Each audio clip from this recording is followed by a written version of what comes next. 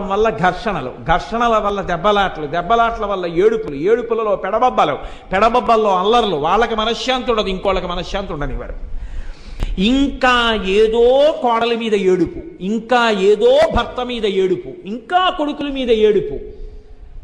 నాకు ఆశ్చర్యంగా ఉంటుంది లోకాన్ని చూస్తుంటే. కొడుకంటే ఇష్టం, కోడలంటే ఇష్టం లేదు. ఆ కొడుకు ఎలా సంతోషంగా ఉంటాడు నాకు చెప్పండి. అన్నం తింటున్నావా, గడ్డి తింటున్నావా? నీవు కోడలిగా వచ్చినప్పుడు నీ అత్తగారు అలా అన్నప్పుడు నీ భర్త ఎంత నలిగిపోయాడో నీకు అర్థం కాలా? నీ కోడల్ని ప్రేమగా చూసి నీ కోడలతో నువ్వు సఖ్యంగా ఉండి నీ కొడుకుతో కోడలు చక్కగా ఉంటుందిరా, నేను సంతోషంగా ఉంటున్నానంటే వాళ్ళిద్దరు సంతోషంగా ఉంటారు. నువ్వు కళ్ళ నీళ్లు పెట్టుకుని కోడలు అలా వెళ్ళేటప్పటికీ కోడల మీద నేరాలు చెప్పి కొడుకు మనసు విరిచేస్తుంటే వాళ్ళిద్దరు ఏమి సంతోషంగా ఉంటారు? కొడుకు చూసి చూడక మాట్లాడక విసుక్కుంటుంటే నేనేదో సాధించానని నీకు సంతోషమా? ఇదా ఈ జీవిత చలమాంకంలో నువ్వు సాధించే విజయం? అందుక నీ